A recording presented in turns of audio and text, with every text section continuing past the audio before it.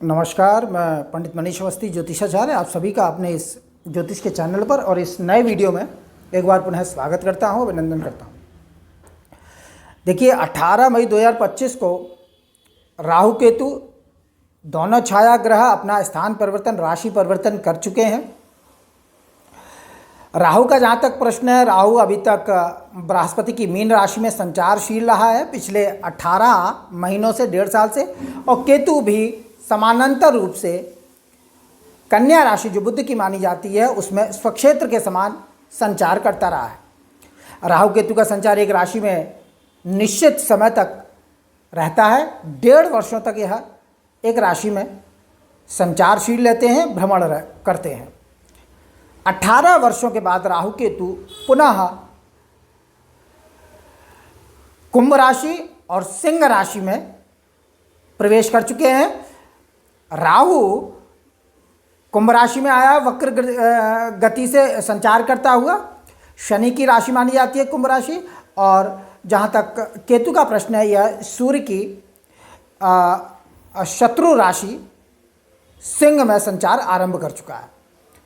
Mean राशि और mean लग्न के जातकों पर राहु केतु के इस राशि परिवर्तन का, इस राशि भ्रमण का आगामी 1.5 वर्ष तक क्या प्रभाव पड़ने वाला है, इस वीडियो में इसी पे बात करूंगा।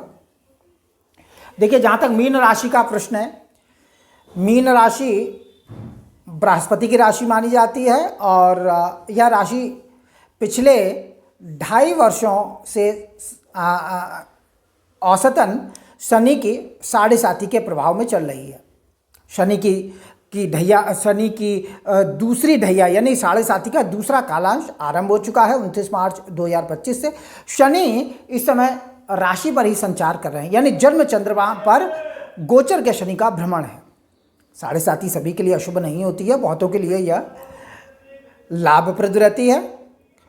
हर बार की 7.5 खराब नहीं होती है और हर जातक पर 7.5 का दुष्प्रभाव नहीं पड़ता है। बहुतों के लिए यह समय शुभ फलप्रद रहता है। अगर जन्म पत्रिका में दशाएं भी अच्छी चल रही हो तो निश्चित रूप से शनि 7.5 कालांश में जातक की आर्थिक, सामाजिक और पारिवारिक स्थिति में बड़ा सकारात्मक बदलाव लेकर आते हैं, उन्नति देते हैं। तो 7.5 कालांश में यह राशि चल रही है, मीन राशि। अभी तक जहाँ तक राहु केतु का प्रश्न था, राहु लग्न में गोचर कर रहा था, केतु सप्तम में कन्या राशि में संचारशील थे, और अब राहु द्वादश भाव में जो खर्च का स्थान होता है, व्यय का स्थान होता है, विदेश का स्थान होता है, वहाँ पर राहु संचार आरंभ कर चुके हैं और केतु 6ठे भाव में आ गए हैं। मैंने आपको कई बार बताया है कि लग्न या राशि से 3रे, 6ठे और 11वें स्थान में गर्म ग्रहों का गोचर शुभ फलदायी रहता है। केतु का 6ठे स्थान में गोचर शुभ फलप्रद रहने वाला है। 6ठे भाव का केतु सिंह राशि पर संचार करता हुआ निश्चित रूप से आपको आर्थिक उन्नति देगा और आर्थिक उन्नति के तमाम अवसर आपको प्राप्त होंगे। धन लाभ के अच्छे अवसर भी आपको मिलेंगे इस अवसर में आगामी 1.5 वर्षों में। और 6ठे भाव में गर्म ग्रह का गोचर हो तो निश्चित रूप से ऋण, रोग और शत्रु पर नियंत्रण रहता है, यानी कि कोई बीमारी है, कोई रोग है, उसमें निश्चित रूप से लाभ की प्राप्ति होगी।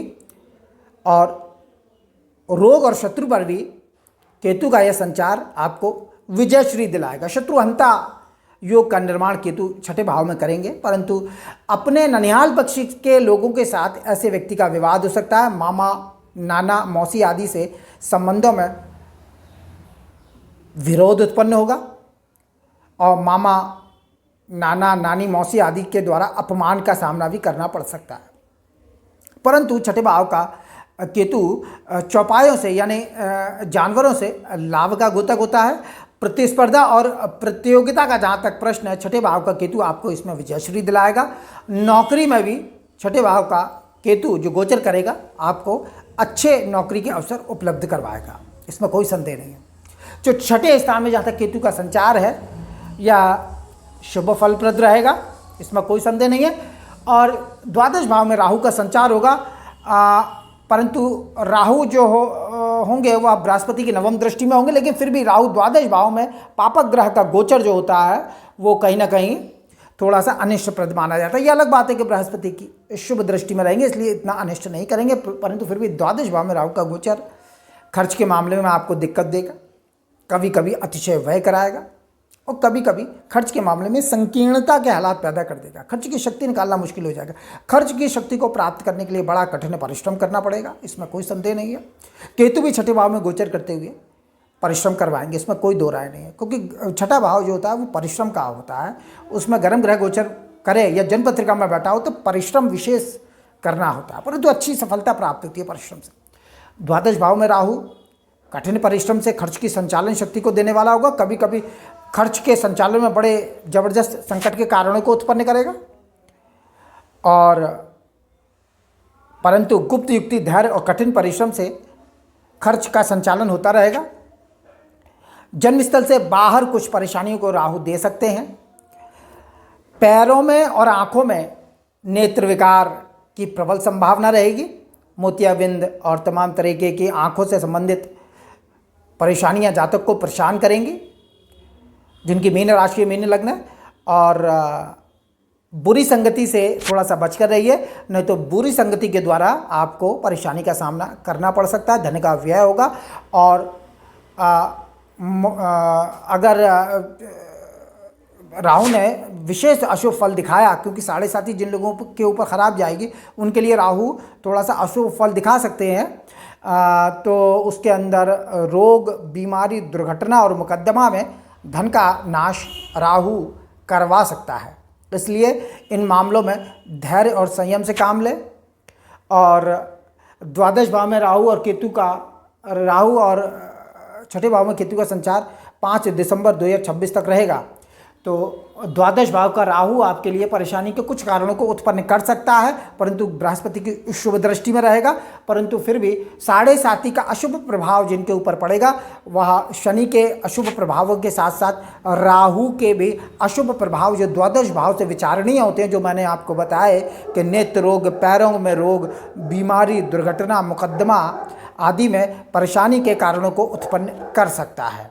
क्योंकि 7.5 का फेज अगर ख़राब जाएगा तो इन सभी मामलों में आपको परेशानी हो सकती है। स्थान परिवर्तन या नौकरी में परिवर्तन, स्थानांतरण आपको परेशान कर सकता है, इसमें कोई संदेह नहीं है। और गुप्त शत्रु आपको नुकसान पहुंचाने की यथासंभव कोशिश करेंगे। तो इन सभी मामलों में बचिए और धैर्य और सब्र से काम लीजिए। 7.5 का लांच अभी रहेगा, 5 वर्षों तक 7.5 रहेगी मीन राशि पर, और बाकी ग्रह गोचर आपका ठीक है। राहु केतु का या जो गोचर रहेगा थोड़ा सा परेशानी के कारणों को देगा, लेकिन जिनकी जन्म पत्रिका में दशाएं शुभ जा रही हैं, अच्छी दशाएं चल रही हैं, 7.5 भी शुभ फलदायी है मीन राशि के लिए, क्योंकि मीन लग्न पर 7.5 नहीं है, मीन राशि पर है, उनके लिए कोई दिक्कत नहीं है। बाकी अपनी अपनी लग्न राशि के हिसाब से आप फलादेश समझ सकते हैं। और राहु का विशेष रूप से उपाय करिए, राहु के दान करिए और भैरव की उपासना करिए। माता दुर्गा की उपासना से भी राहु का दुष्प्रभाव कम हो जाता है, और हनुमान जी की उपासना से समस्त पापक ग्रहों का दुष्प्रभाव समाप्त होता है। तो इस वीडियो में इतना ही। मेरा वीडियो अच्छा लगे इसे लाइक करें, शेयर करें, सब्सक्राइब करें। जन्म पत्रिका विश्लेषण के चुके हैं तो नंबर डिस्क्रिप्शन में। नमस्कार।